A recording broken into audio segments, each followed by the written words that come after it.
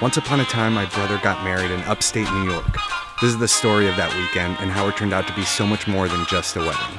It all started with an Uber that'll be here in 3 minutes. It'll be here in 3 minutes. We were packed and ready to leave. Traffic was light and our driver had a dash camera pointed at us, so I pointed one back. At the airport, I had an old-fashioned. Joanna had wine. We flew over bodies of water, but I couldn't tell you which ones because I'm bad at geography. Then we landed and we were in New York. And we're in New York. The city was just like it always is, ever-changing, yet exactly the same. I forgot how much I miss buildings. Buildings are the best, some better than others, but generally speaking, they're great. We had a few hours to enjoy the city before we left for Putnam. So we visited my friend Sam, took a walk in Central Park. Joanna looked pretty. I love seeing her here. Then we were back on the road. And finally, after a couple hours singing in the car at the top of our lungs, we made it to the lake, had a drink, and went to bed. The next day, we had coffee. My nephew Atlas insisted we fly the drone, and I was happy to oblige. It was fun. This place is beautiful. I don't get out of LA enough. It smells better here. I can breathe better. We're gonna do this more, I say to myself, and maybe this time I mean it, but probably not. Hey, look, a goose. Is that a goose? Hey, look, a floating bird.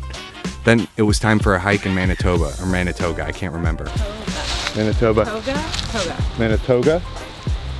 We saw a house with a tree in it. The tree in the house. Our friend Anya found a frog entangled in some branches. There's a frog. It was scared, but she saved it. Yeah. We were happy. Then we were back on the road, but there was a toll going back and we had no cash and they didn't take card. How do you guys not take card? It's 2018. Joanna blamed me. I blamed her. Somebody left their cash in their pants. Somebody didn't bring any cash either. And they have their wallet. That night was the rehearsal dinner. Atlas filled up on pita chips on the way. We sang in the car some more. When we got to the restaurant, the rest of the family was there. Hi. What's up, dude? Man of the hour. Are you excited to get married? Terrified, excited. We had drinks, we had food, we hugged, we laughed, we left. Why are we not all going by the same? Then it was the big day. Right. Day of the wedding, we did the whole, hotel thing for the groomsmen. And yeah, today's the day. The ceremony was beautiful. My brother Gabe, who's up there getting married, I've never seen him so happy. He broke the glass, they kissed, and it was time for food. More drinks, and of course, dancing. And then more dancing.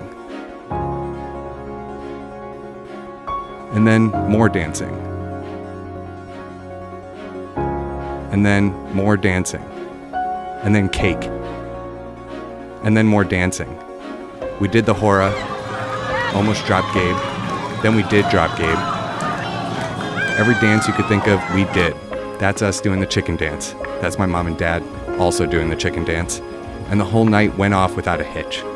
The next day we walked around the town we were staying in. It was charming. And then we went to the airport to journey home.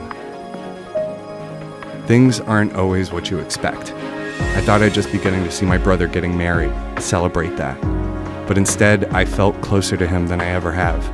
I saw my brother's fiancée become my sister-in-law, a new addition to our family.